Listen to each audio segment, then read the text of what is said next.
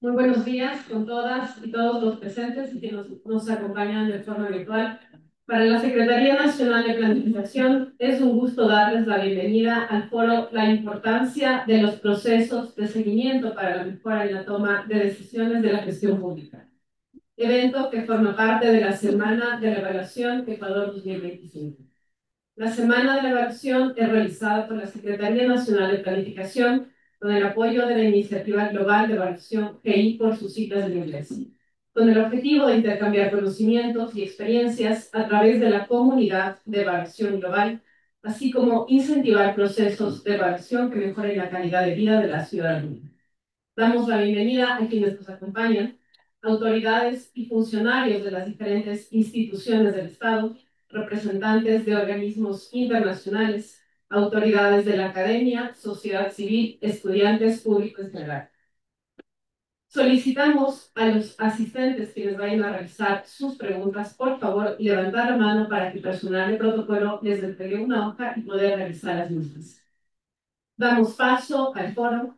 Por favor, démosle la bienvenida a Daniela Sandoviza, subsecretaria de Seguimiento de la Secretaría Nacional de Planificación, quien estará a cargo de moderar este espacio.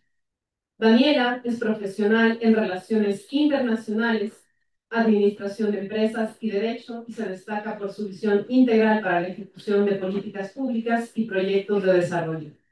Su especialización en cooperación, planificación financiera y legislación administrativa le ha permitido aportar significativamente a la mejora de la gestión pública, incorporando metodologías eficientes y un enfoque de sostenibilidad. Con más de 10 años de experiencia en el sector público, Daniela ha ocupado cargos como especialista, directora y coordinadora en áreas clave como planificación financiera, implementación de proyectos emblemáticos y procesos de seguimiento. Le damos paso a la moderadora. Por favor, démosle un aplauso.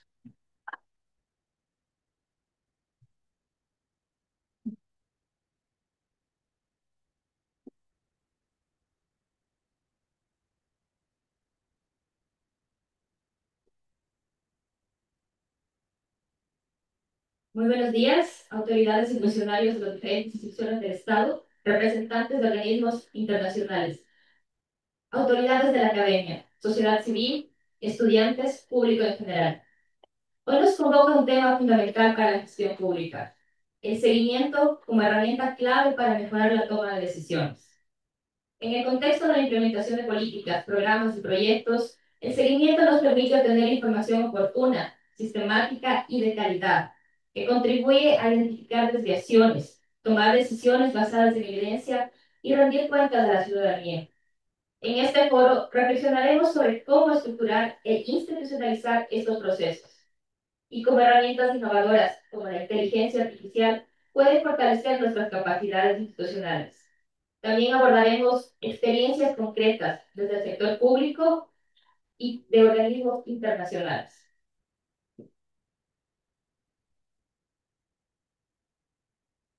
A continuación, tengo el gusto de presentar a nuestros panelistas. Edwin Zumba, director de Planificación y Política Pública. Bienvenido.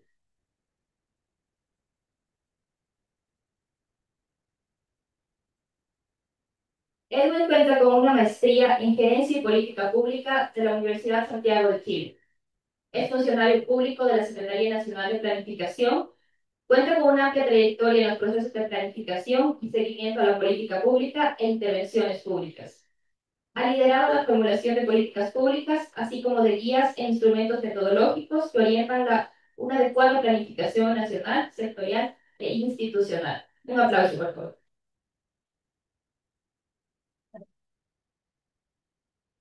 Nos acompaña también Diego Endara, director de seguimiento de la inversión.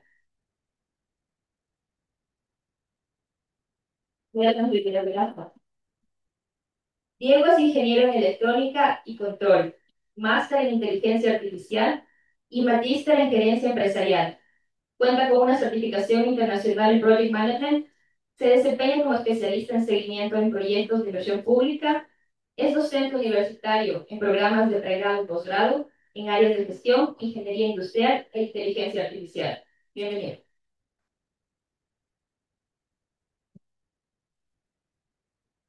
Finalmente, contamos con Paul Guerrero, oficial de monitoreo y evaluación en el Fondo de las Naciones Unidas para la Infancia, UNICEF en Ecuador.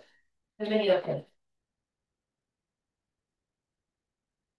Paul cuenta con una maestría en Economía de la Facultad Latinoamericana de Ciencias Sociales Flaxo en Ecuador y una maestría en Desarrollo del Instituto Internacional de Estudios Sociales de la Universidad de Erasmus. Ha trabajado por 10 años como oficial de monitoreo en UNICEF Ecuador. Bienvenido.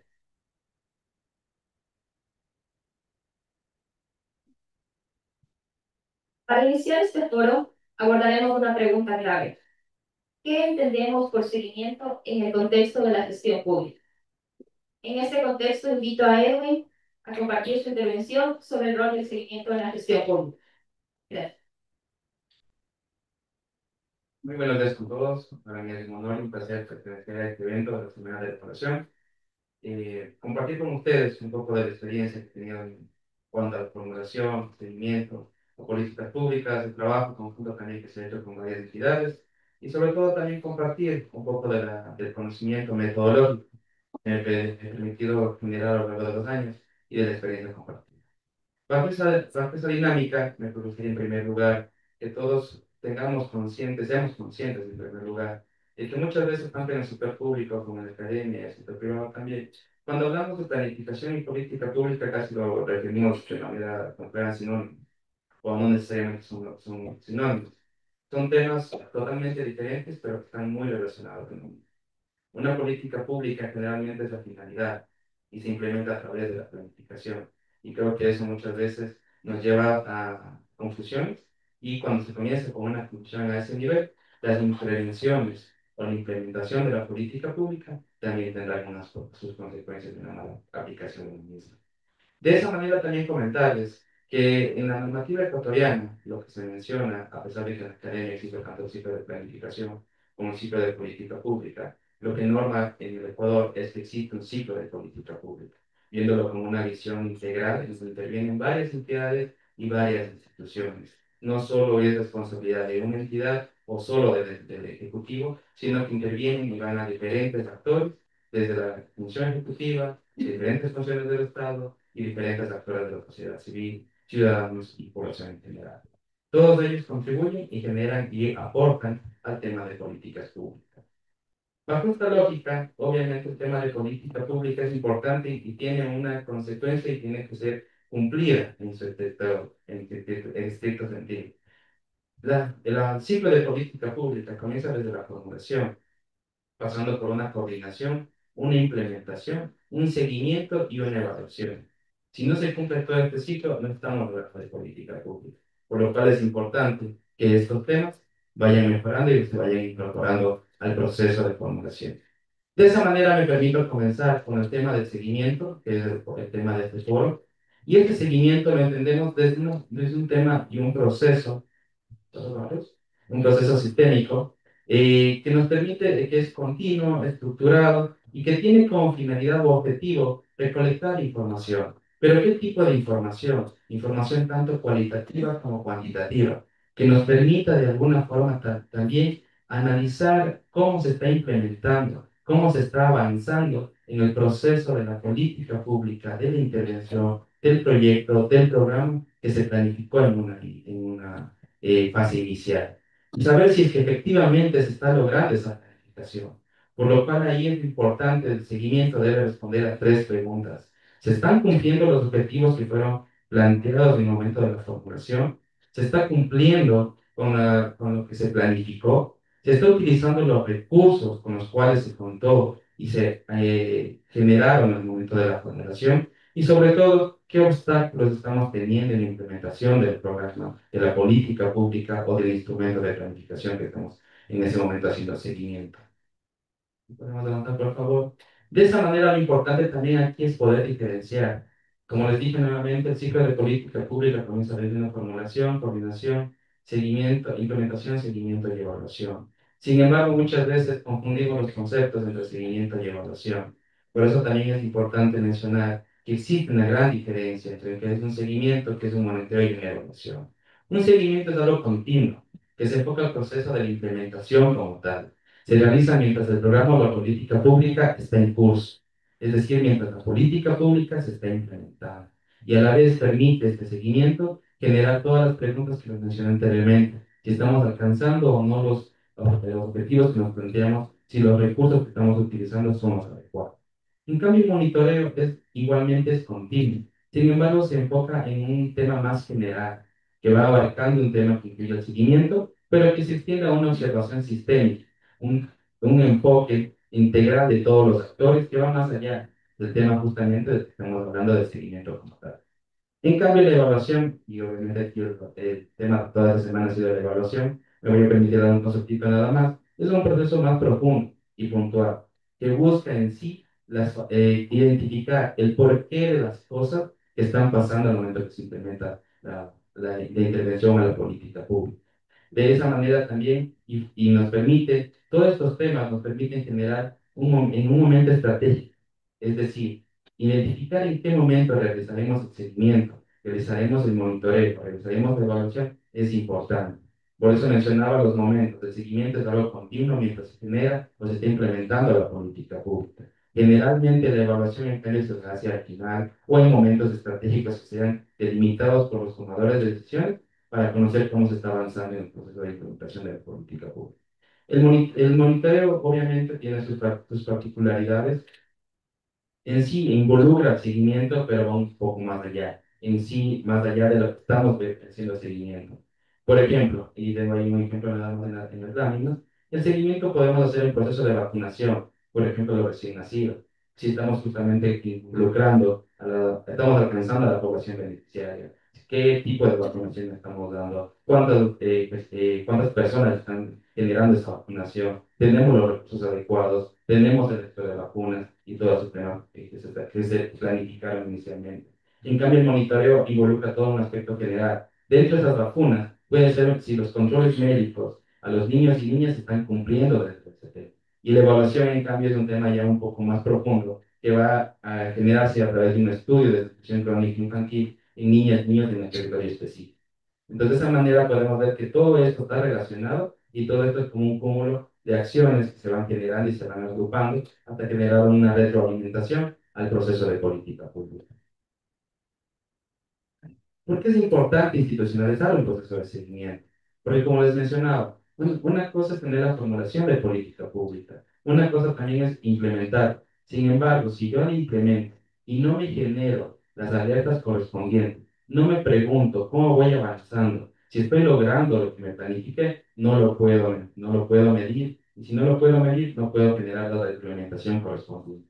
Por eso es importante establecer estructuras de seguimiento, establecer una metodología de seguimiento, establecer un tema de una institucionalidad de recursos, de personas, de marcos normativos que nos permitan establecer un proceso de seguimiento adecuado y que se enfoque a los temas de política pública que estamos generando, a las intervenciones, a los programas, proyectos y demás. ¿Por qué? Justamente porque buscamos una continuidad y sostenibilidad de los procesos de seguimiento, que los mismos permitan garantizar la continuidad del proceso que se inició y que sea a su vez perfectible en el tiempo. Los procesos de monitoreo tienen que saber también ir modificando y adaptándose a medida que vamos implementando o vamos retroalimentando la política pública. Asimismo, también nos permite tener una calidad en la toma de decisiones, una toma de decisiones basada en información adecuada y oportuna, sobre todo también, como mencionan algunos autores académicos, también basada en la calidad de mejorar la toma de decisiones basada en evidencia. Y eso nos permite o permitirá a las políticas públicas tener un mejor proceso de retroalimentación. Asimismo, nos permite mejorar la transparencia y la rendición de cuentas. Conozcan también que todos los temas de política pública tienen un fuerte componente participativo a lo largo de su ciclo de formulación, implementación, seguimiento y evaluación. Siempre debe estar el tema de la participación ciudadana. Entonces, esto a la vez permite tener transparencia y rendición de cuentas, justamente involucrando a las personas, más allá de los beneficiarios, también a las personas que necesitan conocer de lo que estamos haciendo, de lo que estamos generando con los procesos de política pública, programas o proyectos. Bajo este seguimiento a la política pública es importante mencionar que la política pública, como mencioné, es una visión integral, no refiere a una sola entidad, no refiere a un solo actor, refiere a múltiples actores, refiere a múltiples temas y diferentes intervenciones. Es así que el seguimiento a la política pública implica observar de manera sistémica el relacionamiento de estos actores, cómo se van para la complementariedad de los mismos y comenzar a determinar en el territorio cómo se están dando las dinámicas para la implementación de la política pública. Asimismo, incluye analizar si las instituciones responsables de cada una de las acciones que se van generando o de cada una de las intervenciones que se van formulando, se van implementando, han alcanzado las metas planteadas. Recuerden que una política pública, si no tiene metas, si no tiene objetivos claros, no puede ser medida y no sabremos al final si logramos cambiar o responder a la necesidad o a la problemática por la cual fue formulada o fue implementada la política pública. De esa manera también nos permite conocer si los recursos fueron los adecuados, si no podemos generar una redistribución de recursos, si los temas normativos y la metodología fue la adecuada, y podemos también a la par, y mientras se está implementando la política pública, el programa de intervención, podemos ir haciendo mejoras en el proceso continuo de implementación. Lo primero e importante es generar y corregir los rumbos si se detectan fallos, se detectan problemas, como mencioné anteriormente, y la idea principal de este tema es que nos permite retroalimentar la política pública. Recuerden que una política pública que fue formulada en una instancia o una problemática, si ya tiene una intervención y esa intervención va generando resultados, puede y necesita ser reinventada, retroalimentada para justamente seguir mejorando los aspectos y resultados que obtenga la política pública. Podemos, por favor.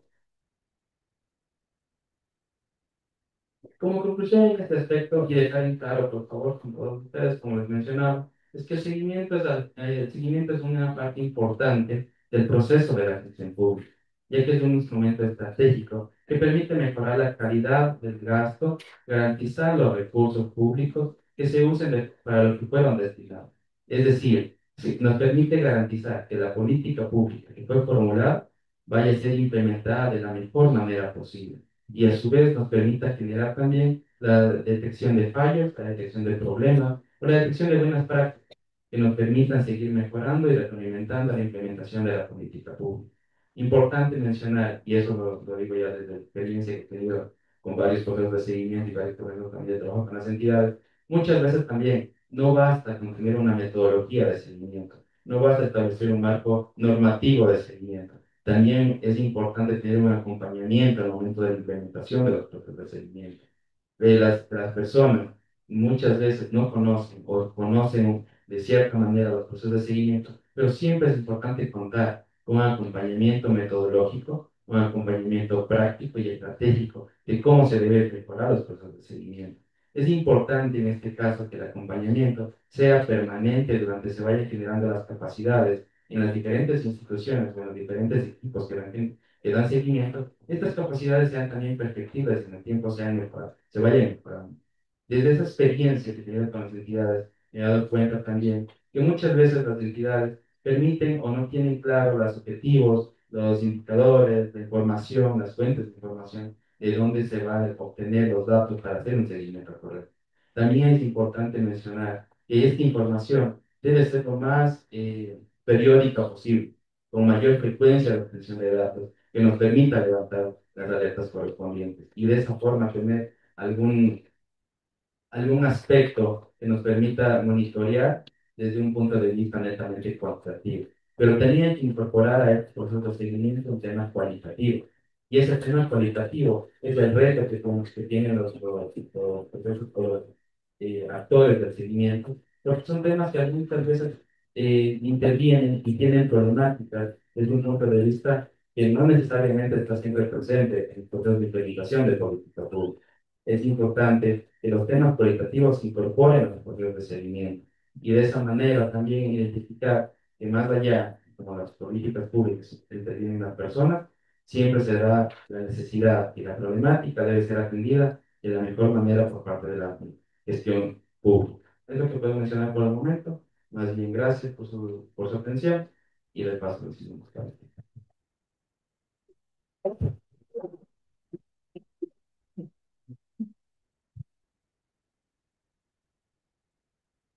Gracias, Rebe. En un mundo cada vez más digitalizado Las herramientas tecnológicas juegan un papel fundamental en el fortalecimiento de los procesos de seguimiento. En este segmento exploraremos cómo los sistemas de información, plataformas digitales y el uso de inteligencia artificial están transformando la manera en la que el sector público recopila, analiza y utiliza los datos. Doy paso a Diego con el tema herramientas y metodologías selectivas para procesos de seguimiento, uso de la inteligencia artificial. Muchas gracias. Buenos días. ¿Realmente ustedes se han preguntado si la inteligencia artificial podrá reemplazar al servidor público en alguna ocasión? Es una inquietud, ¿no? Bueno, vamos a dar un poco de contexto para tratar de resolver esa inquietud, esa pregunta.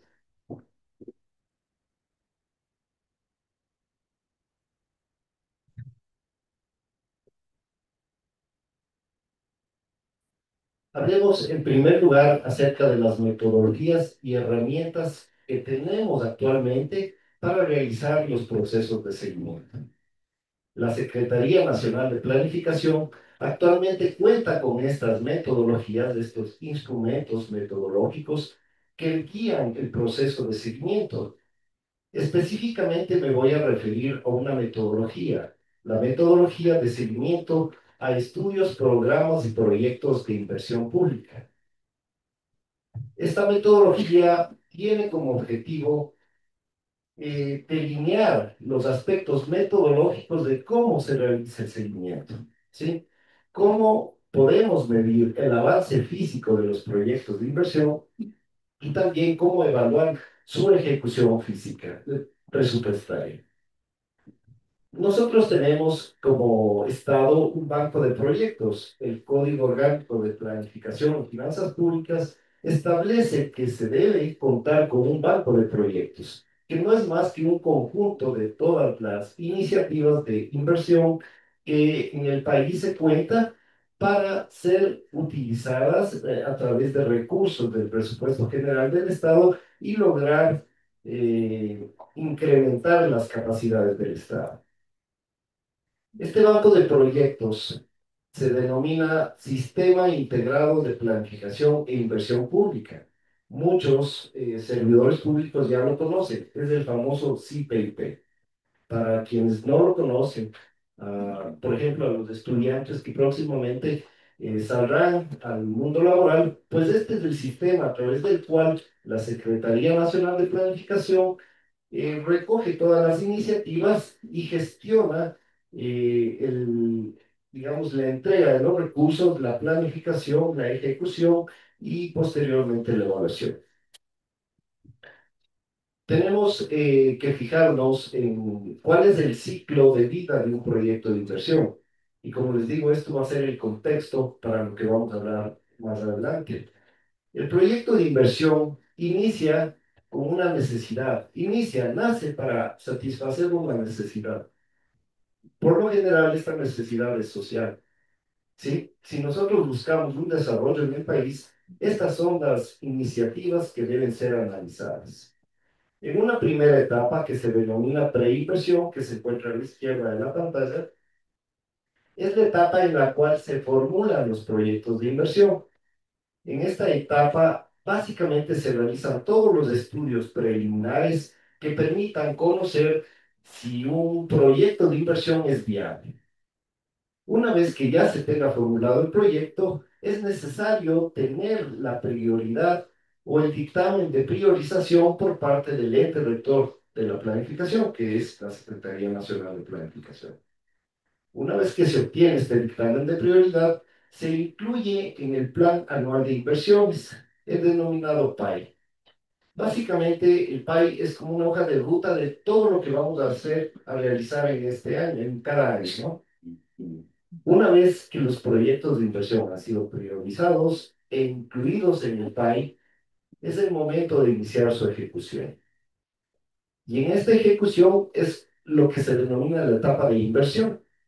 Es en la cual los recursos se entregan a las entidades ejecutoras para que inicien a realizar, a hacer realidad ese proyecto que se tuvo formulado en la primera etapa.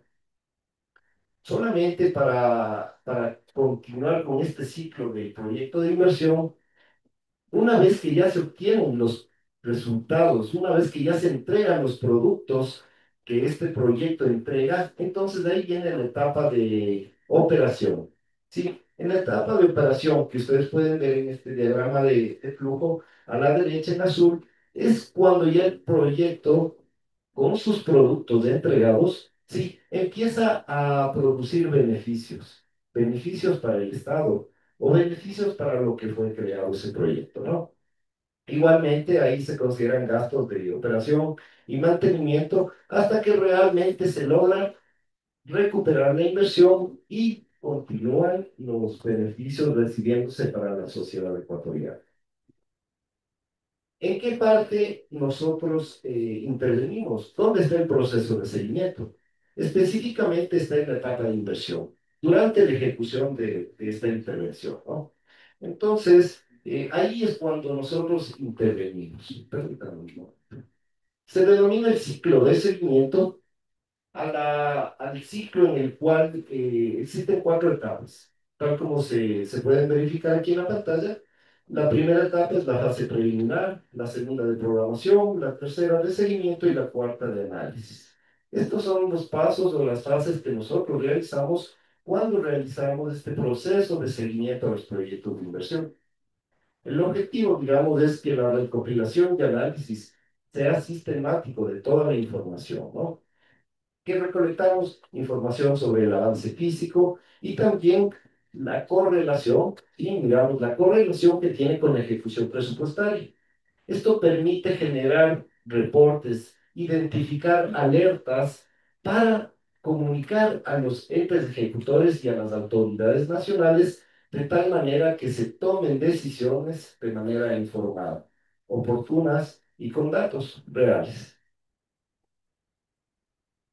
Este, Este proceso de seguimiento realmente marca un escenario ideal para nosotros implementar herramientas de inteligencia artificial porque tenemos gran cantidad de datos, gran cantidad de información y ahora con esta tecnología disruptiva que es la IA, pues podemos usarla para potenciar más el análisis que se realiza en cuanto a la ejecución de los proyectos de inversión. Como contexto también en la inteligencia artificial existen varias instancias, ¿sí? Yo he separado aquí cuatro instancias. Por ejemplo, la primera es la instancia de investigación, en la cual se encuentran los científicos, los investigadores, diseñando, creando, viendo qué algoritmos, cómo las matemáticas nos pueden ayudar a implementar sistemas de inteligencia artificial. La segunda etapa es los desarrolladores de modelos, aquellos que crean y entrenan modelos de inteligencia artificial. Ustedes pueden recordar algunos de ellos. OpenAI, por ejemplo, es una de las empresas que entrenan modelos. La tercera instancia de desarrollo de la IA serían los creadores de aplicaciones, aquellas empresas que implementan aplicaciones y soluciones basadas en IA. ¿Sí? Incluso dentro de nuestras entidades tenemos el Departamento de Tecnologías de la Información y también de Innovación, quienes están detrás de buscar las maneras como facilitar a través de esta herramienta de IA los procesos que se desarrollan dentro de las entidades. Y finalmente estamos los usuarios finales.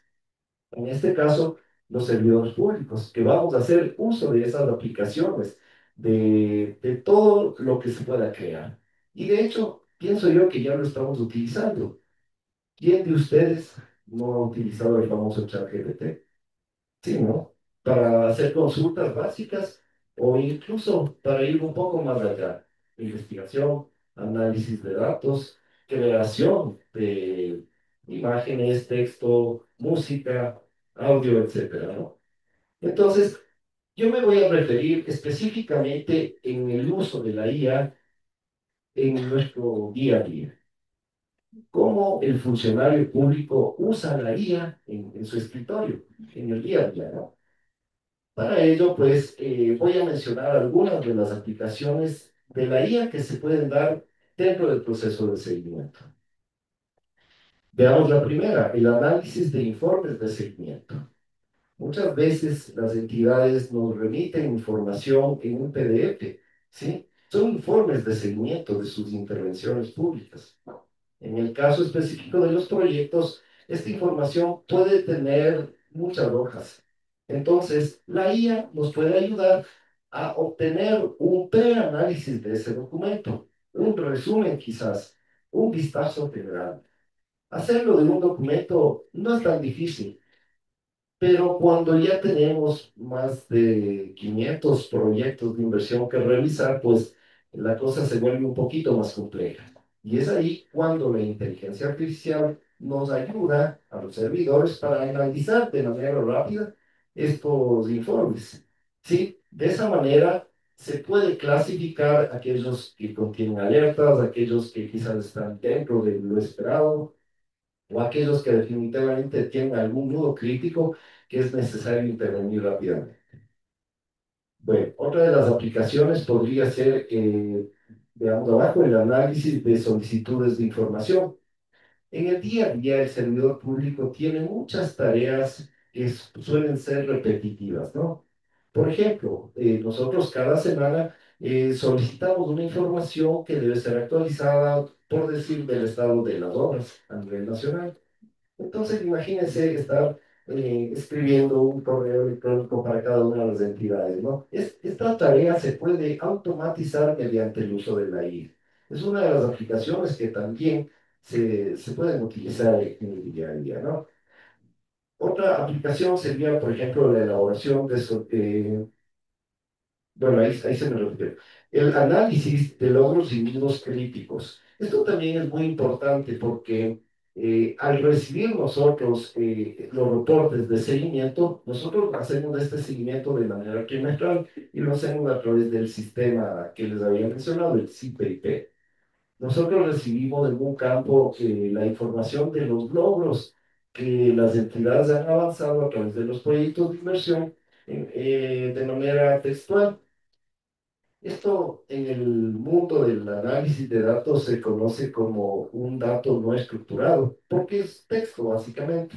Entonces es un poco difícil pasarlo a un sistema que logre clasificar, ¿no? Sin embargo, con el uso de las herramientas de inteligencia artificial actualmente, y específicamente los modelos LLM, que son los modelos de lenguaje, se puede analizar de manera a priori y rápida cuáles son los principales logros y los principales problemas que los proyectos están presentando. De esa manera podemos realizar una clasificación rápida y seccionar para tomar acción e implementar planes. Veamos, por ejemplo, otra que dice implementación de chatbots.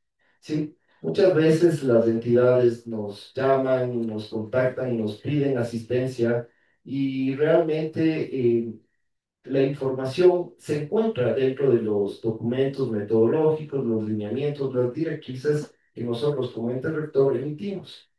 Sin embargo, se puede optimizar de tal manera que estos asistentes virtuales conozcan toda esta metodología, toda esta normativa que se maneja en torno al seguimiento de los proyectos de inversión y puedan dar sus respuestas automáticamente, ¿no? Ustedes han utilizado seguramente estos chatbots, estos asistentes virtuales, entonces sí, es un ejemplo de cómo se puede utilizar la inteligencia artificial actualmente para resolver este tipo de inquietudes. Bueno, también tenemos interpretación de datos de seguimiento, podemos analizar grandes bases de datos de información e incluso se pueden detectar información que tal vez el ojo humano no lo puede ver a simple vista. Cuando hablamos de bases de datos que ya tienen 10.000 registros, tienen más de 100 campos, pues la cosa se vuelve un poquito más difícil. Y es ahí donde nosotros nos ayudamos de esta herramienta, ¿no? Existen muchas más aplicaciones. Sin embargo, el uso de esta ayuda, de esta herramienta de inteligencia artificial, sí tiene que realizarse con ética, con responsabilidad. Sí, entonces no solamente es el conocer, el saber manejar las herramientas, sino también el saber cómo usarlo de manera ética, de manera que no afecte a terceros, de manera que se respete, digamos, la parte de seguridad, la privacidad de cada una de las personas, los funcionarios, y bueno, que sea una herramienta de ayuda realmente. Recuerdo que el día de ayer en la charla de ciencia de datos nos hablaba acerca de ese acompañante, ese asistente ideal que uno siempre lo quiso tener. Ahora lo tenemos al alcance de las manos desde inteligencia artificial y está en todos nosotros que aprendamos a utilizar. Finalmente, voy a tratar de responder la pregunta, ¿no? Que hice al inicio. Bueno. Aquí está la respuesta, ¿no? Eh, esta respuesta no la digo yo, no la dijo ningún famoso, la dijo la propia IA, porque a ella la consulté. La inteligencia artificial no reemplazará a los funcionarios públicos, pero quienes la adopten serán los que lideren el futuro del servicio público. Entonces, este es el mensaje que quiero dejarles y bueno, cada uno tenemos la responsabilidad de conocer, de formarnos mucho más en el uso de las herramientas. He colocado un código QR en el cual ustedes podrán escuchar un resumen de esta intervención. Y bueno, no solamente la intervención, les va a llevar a una herramienta de inteligencia artificial que yo la uso y la recomiendo que la use también. ¿Sí? Espero que esta pregunta pues haya sido respondida y les agradezco mucho por su atención. Muchas gracias.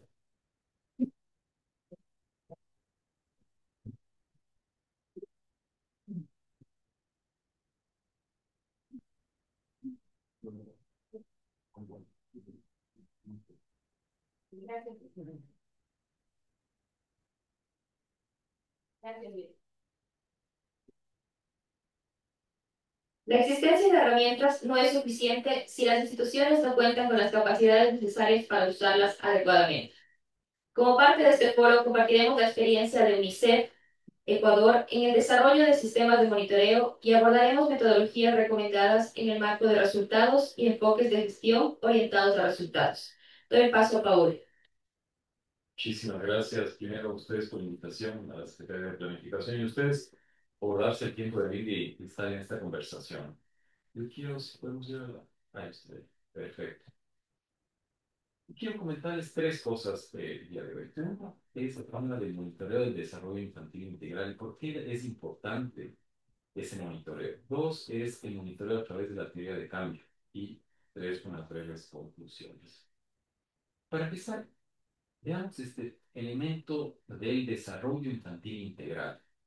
El Ecuador por muchos años ya ha venido monitoreando el tema de la desnutrición crónica infantil en menores de 2 años, en menores de 5 años, que es el tema de la talla para edad, y eso está muy bien, eso es necesario, pero es importante también pensar que el desarrollo infantil integral es mucho más allá de la desnutrición crónica infantil. Por eso necesitamos empezar a ver estas otras aristas que nos llevan a un desarrollo infantil integral.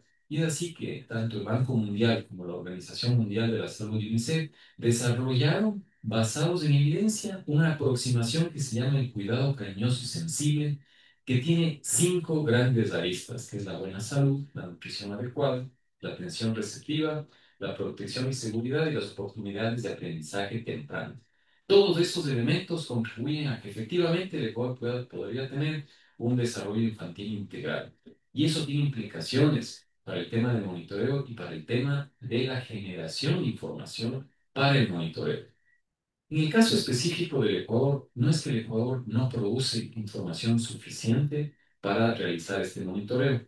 Ya hay varios elementos que produce el Ecuador para mirar los temas de salud, los temas de nutrición, los temas de protección, a través de algunos ejercicios que ya hace el gobierno, como es la Encuesta Nacional de Nutrición Infantil, la Encuesta Nacional de Empleo y Subempleo, Desempleo, la ENEMDU, entre otros ejercicios, además de los registros administrativos que tiene MIES, que tiene el Ministerio de Educación, entre otros. Es decir, ya hay información en el Ecuador que le permitiría mirar de forma más holística el desarrollo infantil integral en algunas de estas áreas.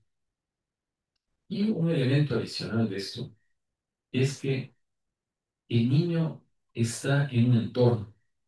No es que un niño es así solito. El niño, niñas y adolescentes están en un entorno familiar, en un entorno comunitario, y es importante mirar y monitorear también ese entorno.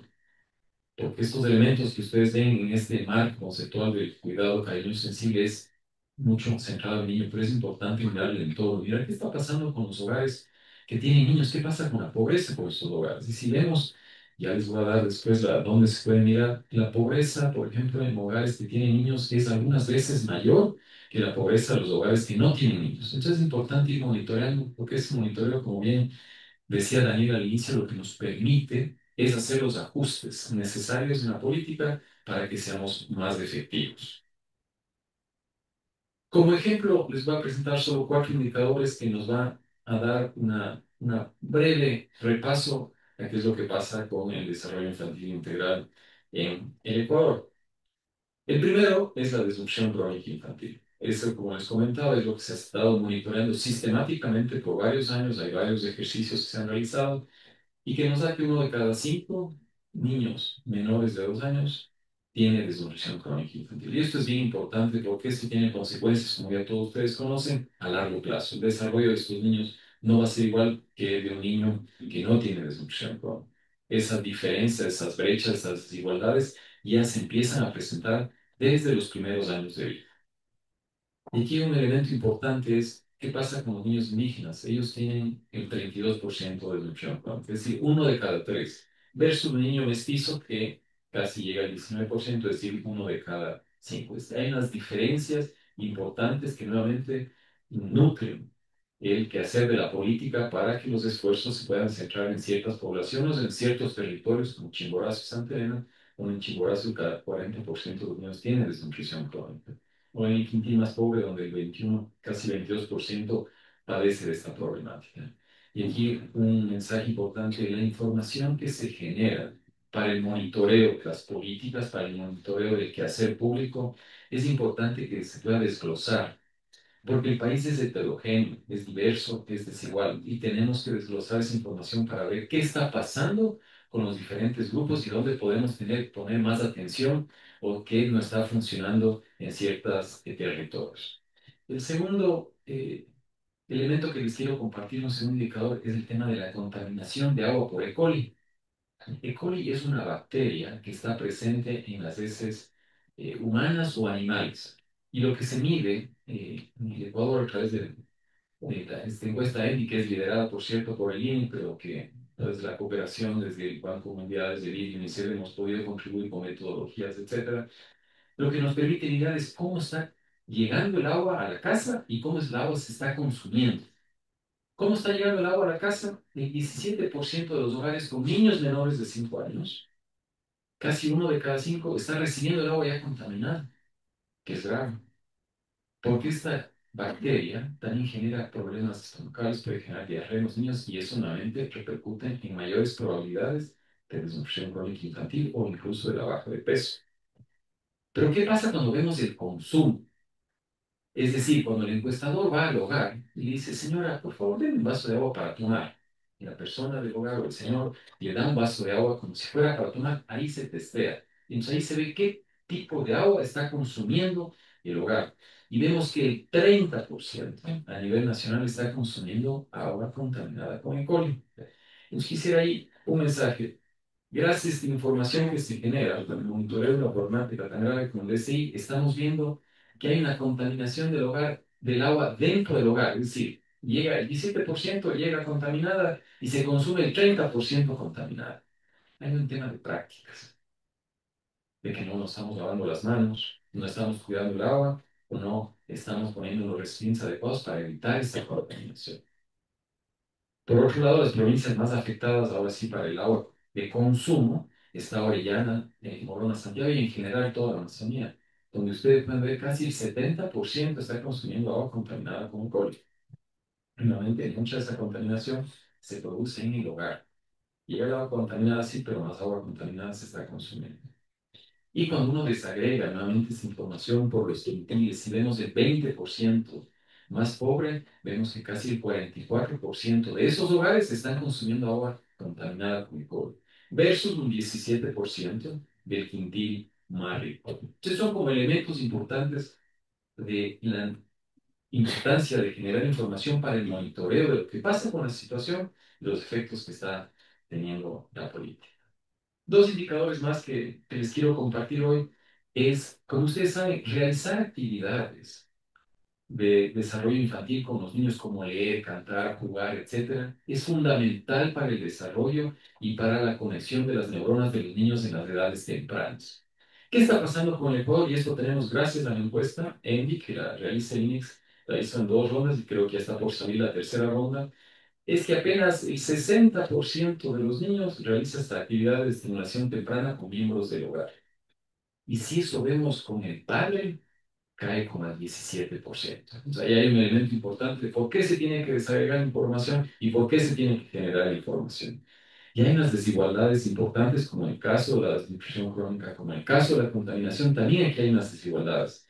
Es cuando uno mira en los hogares indígenas, apenas 1 de cada 2 niños realiza estas actividades de estimulación temprana, mientras que en los mestizos sube un poquito al 61. Pero en general, estamos mal. No estamos llegando al 100% que deberíamos llegar de actividades de estimulación que se hace con los niños más pequeños. En el quintil más pobre esto llega a casi 1 de cada 2, mientras que en el quintil rico llega casi al 80%. Ahí hay una diferencia importante. Y si ustedes entran a ver en la página web del INE, van a ver que estas diferencias también se notan en otros elementos, como en el vocabulario de los niños. Se hacen en SAENDI, con el apoyo del Banco Interamericano de Desarrollo, se realizó un test para ver el vocabulario de los niños, que es un buen predictor del futuro de esos niños. Y qué es lo que se mira es que en hogares, por ejemplo, con las mamás que tienen educación universitaria, conocen muchas más palabras que un niño que no tiene una madre con educación. Por eso es importante estas actividades, porque estas brechas se están dando ya desde los primeros meses de los niños. El último indicador que quiero compartir, como es preocupación de todos, es el tema de la violencia.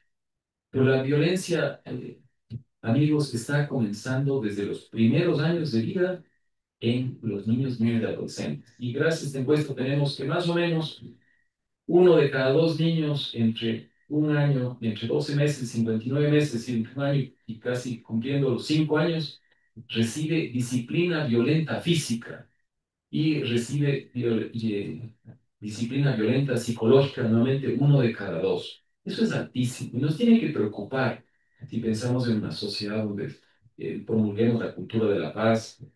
Estos indicadores no están ayudando. Ya los niños son víctimas de violencia desde los primeros años de vida. Y si vemos luego una combinación de estos indicadores para ver el porcentaje de niños que está libre de violencia psicológica o física, eso llega apenas al 32,8%. Es decir, apenas 1 de cada 3 niños está libre de disciplina violenta en sus hogares. Eso como para compartir algunos información que se genera gracias a los esfuerzos que se hacen por monitorear la situación de la niñez, especialmente en la primera infancia, que todos sabemos la importancia. Pero aquí tenemos que preguntarnos, ¿es suficiente monitorear la situación de la primera infancia o tenemos que ir un poco más allá? Y yo creo que hay que ir un poco más allá, porque lo que estamos viendo es como el final de una historia. Lo que tenemos que ver es qué está pasando antes. Y por eso es que una propuesta es que se puede utilizar la teoría de cambio, que nos ayude a hacer un monitoreo más sistemático, como bien decían mis colegas anteriores, de qué está pasando con la política pública, con el accionar desde el Estado. ¿Y por qué podría ser útil una teoría de cambio para hacer este monitoreo un poco más comprensivo? Es porque es una representación lógica de qué son los elementos que se van a hacer para alcanzar unas actividades, para alcanzar ciertos resultados y para alcanzar ciertos impactos. Y porque también ayuda en la guía a los programas, tanto en el diseño como en la implementación, a que cada uno sepa cuál es su objetivo y cuál es el rol dentro de este esfuerzo que se puede mirar a través de la teoría de cambio y porque ayuda también a comprensión compartida. Todos tenemos el mismo entendimiento de a qué está apuntando el programa ¿Cuáles son los insumos necesarios? ¿Cuáles son las actividades que se tienen que realizar? ¿Qué se espera de esas actividades? ¿Qué resultados, productos se tienen que dar para alcanzar ciertos resultados y ciertos impactos? Por eso me parece importante que el monitoreo tiene que ir un poco más allá de mirar esa parte de los impactos y cobertura y resultados que también se genera a través de los ejercicios de levantamiento de información en Ecuador, coberturas de vacunación, lo que decía Edwin en su momento, las prácticas de disciplina que les acabo de comentar, entre otros. Aquí yo lo que he puesto en la parte de abajo es como un pequeño ejemplo de cómo podría ser, simplificada totalmente, una teoría de cambio, por ejemplo, para el tema de la desnutrición crónica infantil, que es un problema que el Ecuador ha priorizado. Entre los insumos tenemos que ver los recursos financieros, el personal técnico, capacitaciones como actividades, que se están dando las capacitaciones, las entregas de los suplementos alimenticios, si se están mejorando los servicios WASH, para alcanzar unos productos como el mayor conocimiento de las personas dentro de los hogares. Lo que decíamos, el agua se nos está contaminando dentro de los hogares. Necesitamos mejorar estas prácticas de cuidado del agua, por ejemplo, el control del crecimiento del niño sano, por ejemplo, para alcanzar unos resultados de mayores coberturas, cambios en prácticas, menos enfermedades diarreicas, por ejemplo, con mejora del agua, y que finalmente alcancemos el impacto de la reducción de la desnutrición crónica. Finalmente es como un ejemplo de cómo se podría mirar esa teoría de cambio y cómo ustedes van viendo que el monitoreo se puede ir dando en todos esos pasos. Y esos pasos, digamos que se pueden mirar de un programa o proyecto a través de una teoría de cambio, lo que nos permite es empezar ya a monitorear los avances que se van planificando. Si teníamos que tener ciertas actividades de capacitaciones, por ejemplo, o de entrega de suplementos en el mes 2, podemos monitorear si está dando eso o no se está dando eso. Y si no se está dando, se generan estas alertas tempranas y podemos resolver esos cuellos de botella, como bien decía Daniel al inicio, esas desviaciones, como hacía referencia, de la implementación del proyecto. Y una vez que se nota, se evidencia, se mide esa desviación, se puede tomar una gestión, se puede tomar una acción para abordar esa alerta temprana. Entonces, claro, si tenemos unas actividades que no necesariamente están cumpliendo, no vamos a alcanzar los productos, menos aún resultados y menos aún el impacto. Por eso la necesidad de empezar a monitorear todos estos pasos, toda la teoría de cambio, todos esos elementos que nos llevan al impacto, porque vamos a ser más eficientes en el uso de los recursos del Estado. Y otro elemento me parece importante de esta teoría de cambio como una herramienta para visualizar y tener un entendimiento común y que nos permitiría monitorear sistemáticamente es para la evaluación. Porque efectivamente en la evaluación podemos mirar los temas de los cuellos de botella, pero también de los supuestos y riesgos que se iban dando en cada uno de estos pasos. Es por eso la riqueza, digamos, de la teoría de cambio versus, por ejemplo, un marco lógico, donde este es un poco más flexible y se mira los temas de los supuestos y los riesgos. El supuesto para que cierta actividad se dé es que haya personal, es que haya lugar físico, es que haya la intención, la voluntad, etcétera. Aquí también monitoreando y nos permite ver dónde están los cuellos de botella o esas barreras que impiden que se alcancen las actividades, productos, resultados e impactos. Algunas conclusiones que me gustaría compartir con ustedes.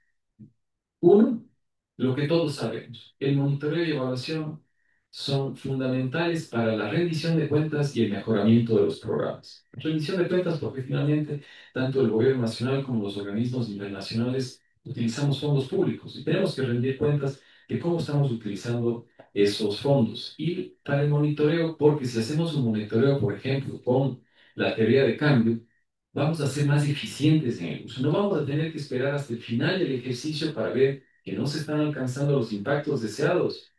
Para ahí empezamos a preguntar por qué no se dio, sino desde el inicio y de forma continua, como bien decía Erwin, que debe ser el monitoreo, podemos ir detectando estas alertas tempranas y tomando acciones para que efectivamente el impacto deseado tome lugar. Un segundo elemento es que ¿por qué monitorear y evaluar los programas dirigidos a la primera infancia si hay tanta problemática que enfrenta el Ecuador? Porque, colegas, científicamente se ha demostrado, está el premio Nobel de Economía James Heckman, creo que era del año 2000, de hace muchísimos años, investigó y miró que la tasa de retorno a la inversión es más alta cuando esa inversión se hace cuando el niño es más chiquito. Es decir, si tuviéramos que invertir unos fondos, la inversión más inteligente sería en la primera infancia, en los niños más chiquitos, porque el retorno, lo que se recibe de esa inversión es muchísimo más alto. Es más alto invertir, es mejor retorno invertir en los niños cuando están en los centros de desarrollo infantil, los más chiquitos, que cuando los niños están en el colegio. Un tercer elemento es que la cooperación internacional contribuye a los esfuerzos nacionales en el monitoreo y evaluación. Aquí, en este caso específico de la ENI, que todos estos indicadores que les compartí, sus cuatro indicadores, vienen de la ENI, de esta encuesta nacional de desnutrición infantil, contó, aunque fue bajo el liderazgo del INE y del gobierno nacional, contó con ciertos apoyos desde el Banco Mundial, desde el BID, por ejemplo, en los temas de desarrollo infantil, que les invito a mirar los temas de vocabulario, y desde UNICEF, donde pudimos compartir algunas metodologías que se utilizan en otros países a través de las encuestas mix que se llaman de clusters. Por ejemplo, ese módulo para encontrar cómo está la violencia en los niños más pequeños se utiliza en muchos otros países. Por ejemplo, el módulo para determinar cómo está la contaminación del agua también es traída de mix que se utiliza en muchos otros países. Entonces, la cooperación está aquí justamente para ese caminar conjunto en la generación de información para el monitoreo. Y finalmente, la inversión que se hace en monitorear y evaluar es necesaria. Todos estamos conscientes que el Ecuador, al igual que muchísimos otros países en la región y en el mundo, enfrentamos restricciones presupuestarias. Entonces puede mirar que el monitoreo y la evaluación no es una inversión necesaria, pero en todo lo contrario, es extremadamente necesaria porque gracias al monitoreo y evaluación vamos a poder ir corrigiendo el funcionamiento de los programas o de las políticas para que los fondos y los recursos que se invierten, tanto financieros como técnicos, sean eficientes, sean efectivos, que efectivamente lleguemos al resultado final. Por eso es que aún en tiempos de restricciones presupuestarias es importantísimo el proteger la inversión que se hace en monitorear y evaluar. Finalmente, y aprovechando que estamos aquí en la universidad y con jóvenes que están haciendo sus investigaciones y con funcionarios públicos, quiero compartir con ustedes un esfuerzo que se ha hecho desde UNICEF en generar un visualizador de información sobre la niñez y adolescencia en el Ecuador. Y aquí ustedes es en https infanciaecuador.org van a encontrar información estadística tanto de principales problemáticas que enfrenta el Ecuador, como la desnutrición crónica, como la contaminación de agua, lo que vimos aquí, pero además de temas de educación, de tasas de matrícula, niños fuera del sistema educativo, y mapas a través de los tres últimos censos. A ver qué está pasando con ciertos territorios, con la niñez y adolescencia, donde estamos viendo un mejoramiento, donde estamos viendo que hay ciertos retos que todavía se mantienen. Esto es un esfuerzo, digamos, que desde UNICEF para el país, con el propósito de contribuir en la generación de información para el monitoreo. Esta, la información en la que se basa esto principalmente viene del Instituto Nacional de Estadística del Censo, que hace públicas las bases de datos y nosotros las procesamos para poder mirar qué está pasando con la niñez y adolescencia. Muchísimas gracias.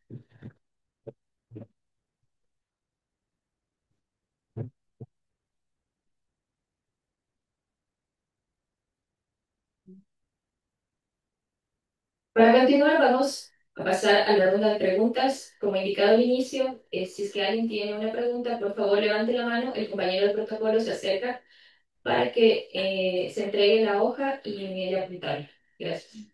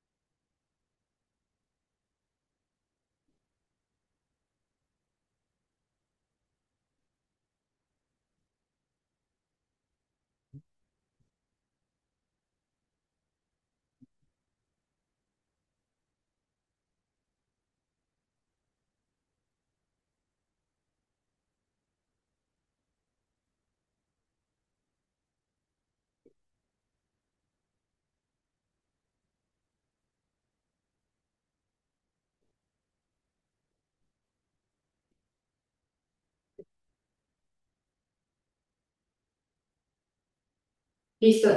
Tenemos algunas preguntas.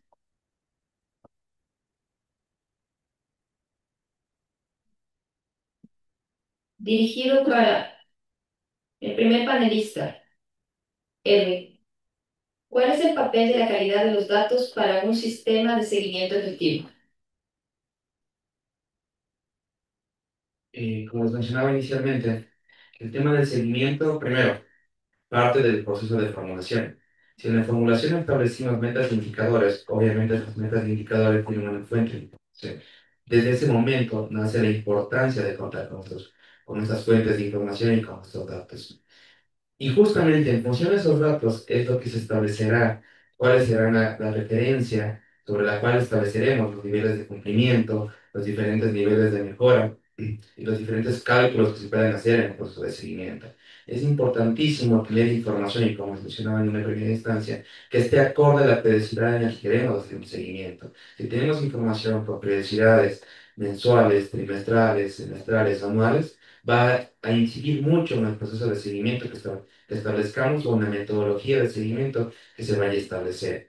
Porque si tenemos información solo a nivel anual, obviamente el seguimiento no lo podemos hacer con información cuantitativa, al menos en una periodicidad menor. Siempre se recomienda tener información con una periodicidad que nos permita tener un seguimiento acorde a lo que buscamos establecer y en qué momento queremos hacer un seguimiento. De esa misma manera, y por eso les decía en una primera instancia, también, si no tengo la información cuantitativa, busquemos información cualitativa. Busquemos levantar información cualitativa que también nos permita hacer un seguimiento. Entonces, busquemos las dos fuentes, que de alguna manera la información cualitativa también sea una proxy de la que necesitamos hacer seguimiento y nos permita levantar las alertas correspondientes. De esa forma, el seguimiento está muy relacionado a los procesos o encuestas o sistemas de información que nos provean los diferentes entes, en este caso oficiales, o en caso de ser un monitoreo o un seguimiento de una empresa, la información también debe ser generada por ellos mismos. Está muy relacionado el seguimiento con la información a la fuente de información correspondiente. Gracias, Edwin. Agradecemos la activa participación del público. Contamos con varias preguntas. Sin embargo, en honor al tiempo, vamos a escoger una representativa en cada una de las temáticas. Con respecto a la inteligencia artificial, para Diego, ¿en qué áreas o sectores del gobierno ya se está utilizando herramientas basadas en IA para monitorear y hacer seguimiento de la política? ¿Cuáles son los principales desafíos al incorporar IA en procesos de seguimiento gubernamental?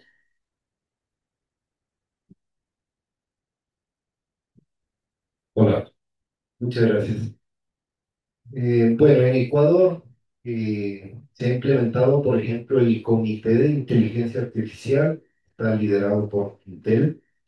El objetivo es regular el uso ético de la inteligencia artificial dentro del sector público. Entiendo que emiten o están en proceso de emitir reglamentos, lineamientos. Y bueno, también en la red he podido ver algunos casos.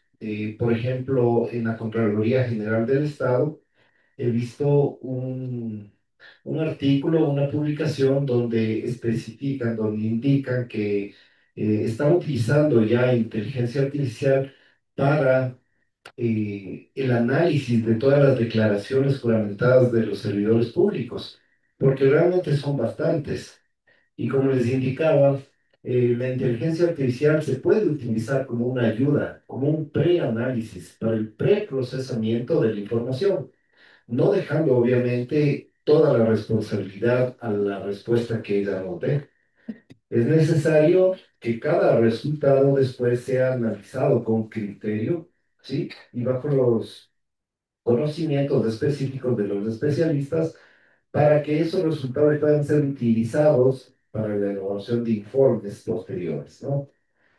Realmente oportunidades de uso de la IA son muchos en el sector público. Por ejemplo, en salud, el agendamiento automático de citas médicas, la digitalización de historias clínicas, e incluso la telemedicina, ¿no? Que quizás me atrevo a decir que no está muy lejos. Más que casos, hay oportunidades. Y los desafíos son muchos. Desafíos, pienso yo que el principal desafío es la educación de toda la gente, de toda la población. En específico, el fortalecimiento de capacidades de los servidores públicos.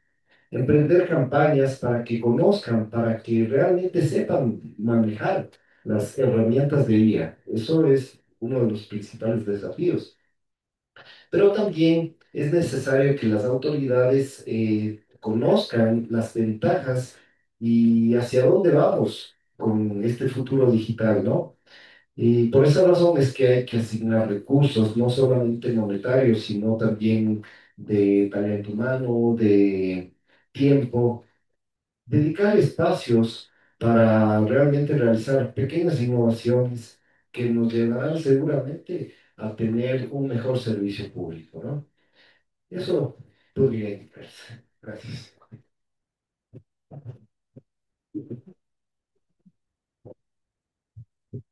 Gracias, Diego.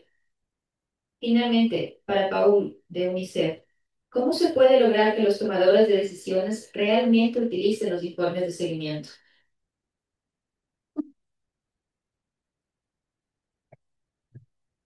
Pues,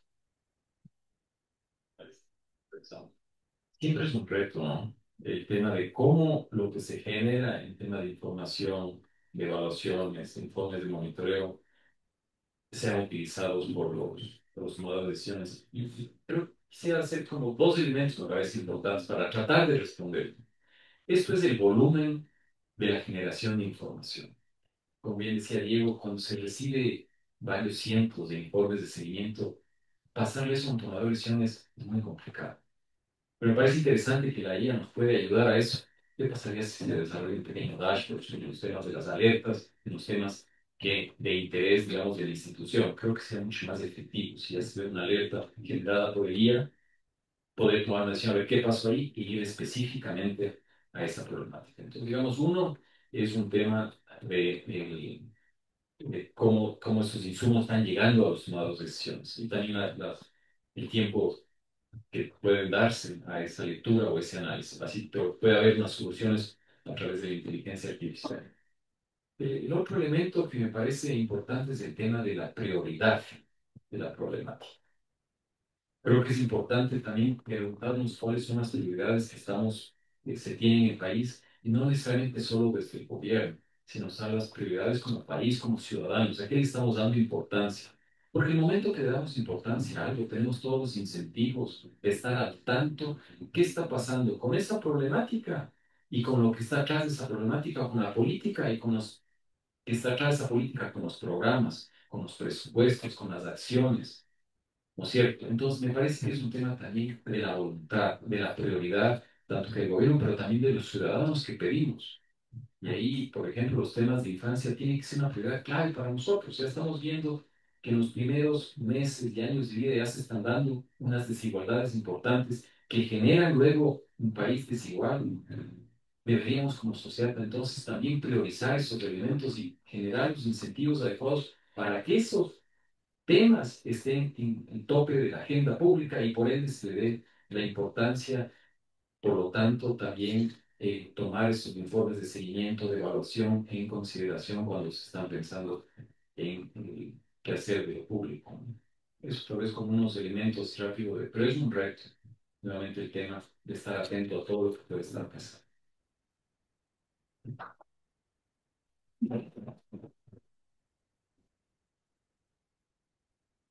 Gracias, Paul. Tenemos un sinnúmero de preguntas, pero nuevamente, por en honor al tiempo, trataremos de estas, de responderlas mediante otros mecanismos. Tendremos que tomar contacto directamente con ustedes. Agradecemos su activa participación y la de nuestros panelistas. Antes de cerrar este espacio de reflexión, queremos compartir algunas reflexiones recogidas de los principales aprendizajes y mensajes claves que nos deja esta jornada. Esta temática permitió reforzar y reafirmar que el seguimiento constituye una herramienta esencial para garantizar la eficacia, eficiencia y transparencia en la implementación de políticas y programas públicos. A través de las exposiciones se evidenció que un sistema de seguimiento bien estructurado facilita la generación de evidencia oportuna y confiable, que fortalece la toma de decisiones, permite ajustes estratégicos y promueve una cultura de rendición de cuentas y transparencia. Asimismo, el foro puso en relieve el papel clave de la tecnología y la innovación en el fortalecimiento del seguimiento. Se presentaron herramientas como la inteligencia artificial y plataformas digitales que optimizan la recolección y análisis de datos. No obstante, se remarcó que su adaptación debe ir acompañada del fortalecimiento de capacidades institucionales, del compromiso político y de una visión ética centrada en el bienestar ciudadano. La participación de actores del sector público, academia, cooperación internacional y sociedad civil demuestra que el seguimiento es un proceso colectivo que requiere articulación, liderazgo y voluntad para avanzar hacia una gestión pública basada en resultados y orientada al bien común. Agradecemos su participación el día de hoy.